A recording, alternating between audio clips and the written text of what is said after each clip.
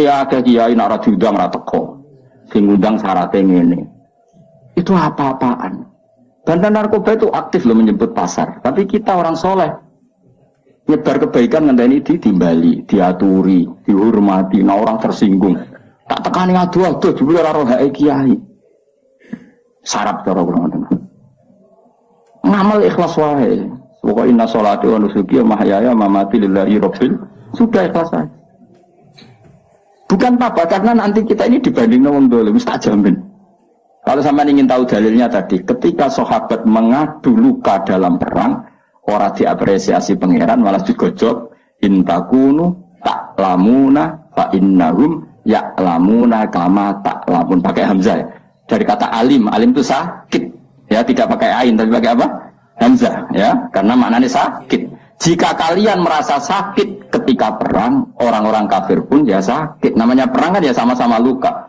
Toh kamu punya kelebihan watarjuna minallah ma la yarjun. PKI wani perang, padahal demi sesuatu yang nihilisme, ngurati pangeran. Mosok wong Islam rawani perang demi kekuatan Allah Subhanahu wa taala. Lan kula boten nate ngeluh. Kula nuruti kecewa beberapa kecewa di murid ngene iki ora kecewa-kecewa. Tapi nek eling iki perintah Allah, alhamdulillah. Muqall alhamdulillah. Sufyan As-Tsauri udah diwali ruang samut wiridan wakai kok kowe mboten biasa wiridane Sufyan As-Tsauri. Tapi dia punya penemuan ilmiah yang luar biasa. Kira-kira nak geng Cina, kalau ning TV lho kan, geng Cina iku nak majikane turu dijogok gak kira-kira. Dijogok. Urung diceluk wis tempe. Pengawale. Sewangar-sangar bisa patonan. Kowe gelem ngono kan aku turu kok suwe jogo. Jengko tapi darane tolak santet. Apa dipacaki yo? Celananan dasinan terus. Koyok pengawal presiden wis ben rumono ya. Cina itu kira-kira bose turu iku dijogo. Napa? Sufyan As-Tsauri itu sederhana. Dia jadi wali itu sebabnya lucu. Dekne mesti tok masjid sedurunge adzan. Sebelum ada. Jadi agar misalnya adzan kurang 10 menit. Sufyan As-Tsauri yang terkenal alim itu gurunya Imam Syafi'i. Di antara guru beliau kan namanya Sufyan apa? As-Tsauri. Imam Malik itu hanya di antara. Malah yang membentuk banyak Imam Syafi'i termasuk Sufyan As-Tsauri dan Sufyan bin Uyainah. Itu sebelum 10 menit atau sebelum 5 menit sudah di masjid. Ya dene biasa nih masjid, dene wong alim dari rapati wiridan, kuno ngalim rapati wiridan, sinau ya mutolaah ya. Dan itu ya wiridan, jadi wiridan wong alim seperti itu. Ditanya, kenapa kamu gitu ya? Aku ora kepengin dadi kawula sing elek. Yaiku moro nenteni diceluk. Ya saya misalnya gini, saya misalnya sebagai kiai, ada orang lagi ya, saya misalnya sebagai kiai yang menugaskan Mustafa tiap jam 7 itu nyapu dalam. Saya ulang lagi ya, saya misalnya jadi kiai yang punya dalam atau pembantu lah, khodim kalau dalam bahasa pondok, nyapu jam 7. Setiap jam 7 Mustafa nunggu saya panggil ke situnya. Bos nyapu, nggih. Nara dipanggil ya ora rono, angger teng nggih. Itu pembantu buruk apa baik? Yang datangnya nunggu dipanggil. Buruk. Harusnya dia kalau tahu tiap jam 7 nyapu ya sebelum jam 7 sudah stempel.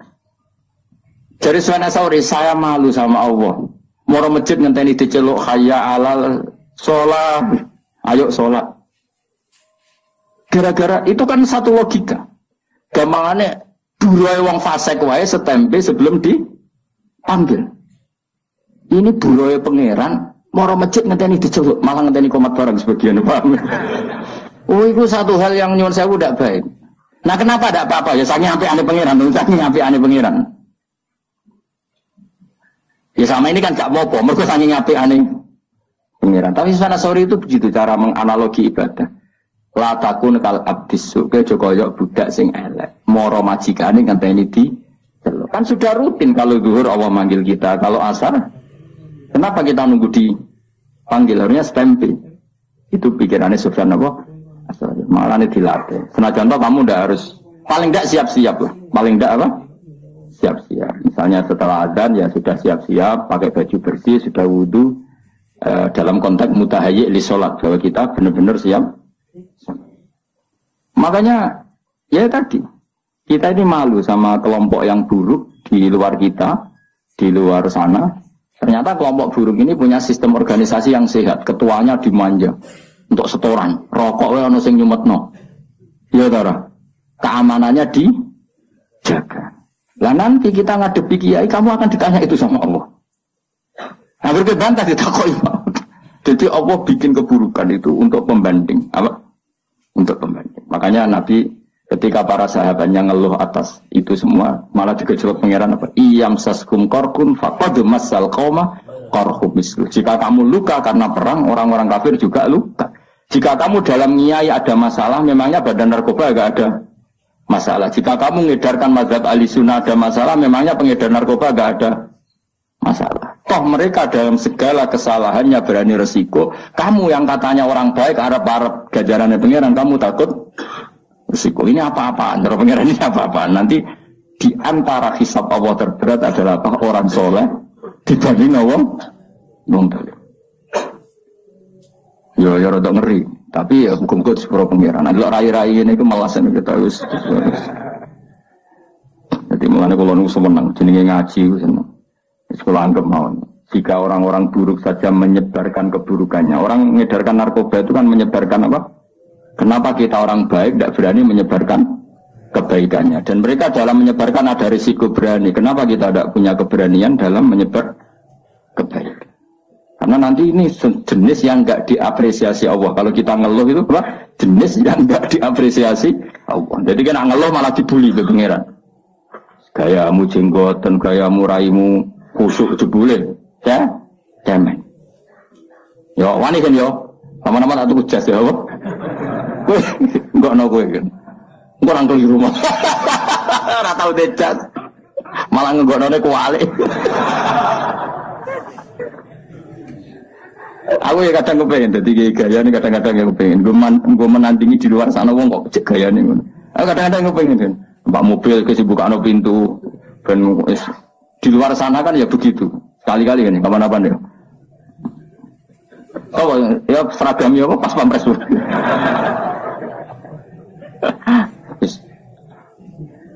Nah kiai saya kan sana banser ya, gaya ya. Oh bolak-balik agar pengajian, terus di kalban cerdak, waduh malah bingung. Kalau nu kesuwen jadi sufi, jadi nganti nopo ganti selera kalau. Rodo error kalau masalah selera nu rodo masalah kalau. Tapi ini cerita saja. Jadi kalau ada kiai yang kerso dikawal, kerso dihormati, kira rasa gede. Husnudon, biye di luar sana kadang orang diperlakukan sedemikian terhormat. Masa kira ridon ada orang soleh dilakukan apa? Terhormat. Tapi ada kiai-kiai yang milih sufi hidup lo profil saja, sana dia monggo, mereka orientasinya akhirat, sehingga ada kepikiran harga diri duniawi yang legowo lo coba terus hasut ke sufi gedeng kiai sing terhormat, tak apa elek ngono. Wong sing seneng terhormat, gedeng wong lo profil ini zillatul ilmi. Ini kehinaan bagi ahlul ilm. Ahlul ilmi kok dibaro, ya ora usah kritik-kritikan ngono. Sampeyan ketemu pangeran sing selamat itu wong ikhlas tok. Wong ikhlas itu ora kecangkeman, paham ya? Biasa wae orang dunia biasa. Ya Allah nih orang sampean biasa. Salah bener ya ora tak pikir biasa. Ora tak kok pangeran hak lha umat salah kok mbok barno. Lah mun ngertos mun jenengan tulis mun bakat salah. Salahmu mbek tulisanmu nek ape salah dhisik ndi? Dhisik tulisanmu banyak wis. Rai salah harus ditulis nih lama. Rai salah. Dan kesehariannya selalu menambah kesalahan. Ditulis biar pangeran. Lah sing nyelamet to piye? Wa andal ghafurur rahman, tapi aku pangeran sing akeh nyepu. Muga-muga kowe mlebu ngono.